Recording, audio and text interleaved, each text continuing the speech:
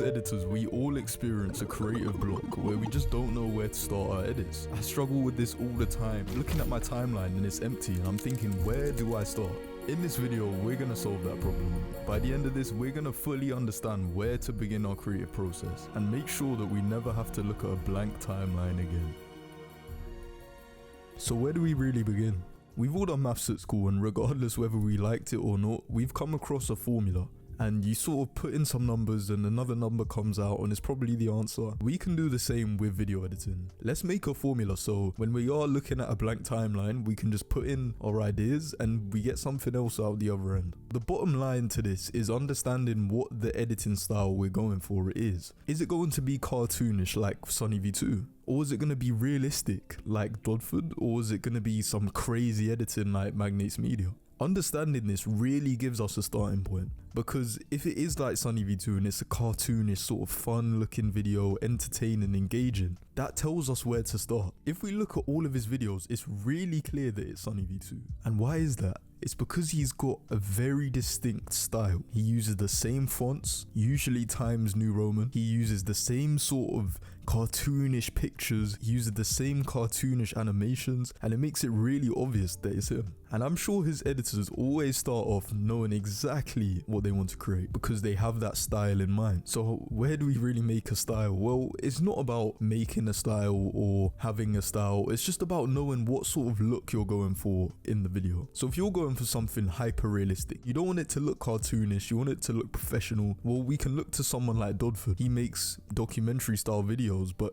he doesn't actually use any sort of cartoonish style, and it's very clear that it looks sort of real. You can't tell it's been made on After Effects. So for him starting a video, he's not going to put up cartoonish pictures. He's going to approach his videos in a very different way. So let's take a look at this video from Sunny V2. YouTubers who have spent time behind bars, and we're going to list them from 3 hours in jail to 50 years in prison, beginning with Sam Pepper and Ice Poseidon, who got arrested together for the dumbest reason imaginable. Take note of this editing style. And now let's take a look at this one. Slowly developed one of the worst reputations in media history, and the foundation for his decline began when people started to realize that James Corden was a completely different person when he wasn't on camera. You can see they are very similar. We're going to take this note and we're going to apply it to our own editing. So what look are we trying to go for? Let's start there. We're going to practice starting off our edits by imagining that we're an editor for Magnates Media and they've just sent us a video about the moon. I'm going to show you how to create an edit that you'd actually see on their channel by using 4 free images and half an hour of your time. Just remember that editing is more simple than we think. By taking a look at the 4 images we're using, it doesn't look like anything crazy, but when we actually layer these and use the 3D camera, it's going to end up looking pretty good. Just as a note, for this image you might not have to go into Photoshop and mask it out, but for this and also this one you will have to. You can just use the select and mask tool. So before we actually begin to break down this clip, I wanted to show you how truly simple it is. So you can see down here, this is all the keyframes I used. I haven't actually used any others for these. And you can see by here that it's a pretty cool edit. It's something you would see in Magnates Media. So let's go through how to actually do this. Right, so I've just made a normal composition and I've just imported all my assets here. So I'm going to begin by just bringing in the sky here. I'm just going to scale it down a little bit. And align this to the center. Right, now I'm going to bring in the forest thing, the trees. I'm going to apply the CC lens effect. And we're just going to increase the size until it looks roughly like this. And it just gives the effect that we're looking up at it. And you can also bring the center upwards as well, like this. And we can just position this downwards. And increase the scale slightly. So once we've got that, we're going to come to our project window here. Get the moon PNG, which we would have cut out in Photoshop. And scale that down to about there. Maybe a little bit more. And then align this to the center. Place this behind the trees, and that's pretty much done for the moon. Maybe might scale that down a tiny bit more. And then all we got to do is just bring in the man looking at the sky and place him so it looks like he's closer to the screen, like this, and looking up at the sky. There's a few effects I want to do on this man because he looks a little bit out of place with the colors and the shadows. So we're just gonna add a tint. I'm gonna apply that to him and put it around 80% like that. And we're gonna duplicate this layer here just by using Control D. I'm gonna come to fill and we're going to apply this to the layer on top. I'm gonna set this to black and opacity to around 80 as well, maybe slightly more, just so we get the slight outline that we can tell it's an actual man standing there, not just a shadow. So we pretty much layered it already. Maybe move the moon slightly above. So let's grab all of these layers and make them 3D. And let's bring in our camera. So let's go to new camera, and then we're gonna make a 2-node 50mm camera. So I'm gonna place our trees so they're slightly out to the right, so we just get a bit more of a clear view to the moon. Scale it up a little bit, just move them a little bit more to the right so we get a clear view. So we're gonna be able to get that camera movement straight through without clipping through trees. So our next aim is to stagger these layers in 3D space. So if I go to here, this is the view from all of the images from the top. We can see they're all just in this flat 2D piece of paper, and we don't want that because our camera movement's not gonna look very good if it's just all flat. So we're gonna start by bringing this starry background. We're gonna press A to get the anchor point, and we're gonna move it back. We're gonna move it back quite a lot because remember, this is gonna be, if you think about this in a real sort of sense, the sky is gonna be very far from the moon and even further from the trees and even further from the guy that's looking at them. So we want to bring this back quite a lot, so when we change the focus distance, it's gonna look proportionate. So I'm gonna bring it back all the way to about here. And then we're just gonna increase the scale so it actually fills up the whole screen. Now we're gonna do the same for the moon. We're just gonna press A and we're gonna bring it back. You can see it's moving right there. Just gonna bring it back. And I think that looks pretty good. And we're just gonna scale it up a little bit more so it looks roughly like that. And we're just gonna do the same for these other assets here. We can keep the trees where they are because we're gonna bring the man closer to the screen.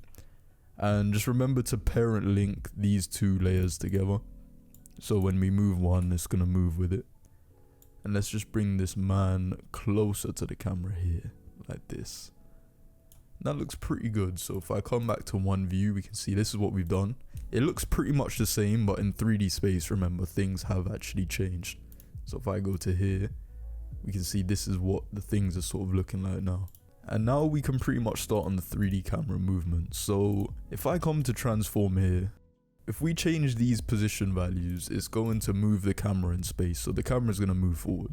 And this means in proportion, everything will increase in scale accordingly. As I increase this, the camera gets closer and closer to the moon. So this is roughly where I want to start the edit. And we're going to move this point of interest up slightly so that the moon is directly in the middle. Okay, cool. So the moon is in the middle of the screen. So now when we move this position backwards, it's gonna zoom out from the moon, out, and we get this.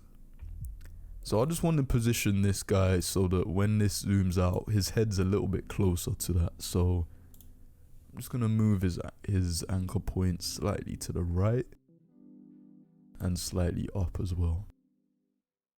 So again, when we zoom out, it just brings him a bit closer. So what I'm going to do is I'm going to reset these values, and all we're going to do here is just animate the camera. So like I said, I wanted the camera to start roughly around here, so we're zoomed into the moon. I'm going to keyframe this position, and I'm going to move to around 3 seconds and 30 frames, and I'm going to reset this value and then just move it slightly forward so the edit ends around there. And I'm also going to move the position so it sort of moves to the right, bit further down, and like this.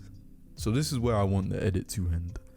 So if I play this here, we got the linear keyframes. It doesn't look too great, but we're gonna also change these graphs here so it looks a little bit better. So this is what we got. Now let's just grab all of these keyframes and hit F9, and you can see this automatically brings a little bit of a better look. To add a little bit of camera realism, we're going to change the focus distance so that things come in and out of focus. So let's increase the aperture a little bit, and let's start off the edit where this moon is in focus. So I'm going to bring this to 2 views, and we're going to see that the moving thing is the focus distance. So I'm going to increase or decrease until I find the moon in focus. So we can see the moon layer is right there, and we're just bringing it back, and we can see, right, that's in focus. So the sky behind it is out of focus, the moon is in focus. And if you want to make it look even a bit more real than that, you can just make the focus distance so that the sky behind it's in focus, and then it switches to the moon in focus.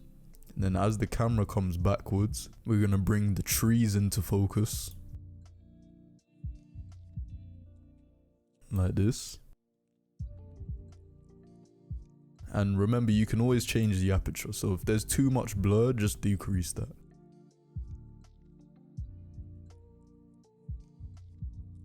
And then bring the moon back into focus again.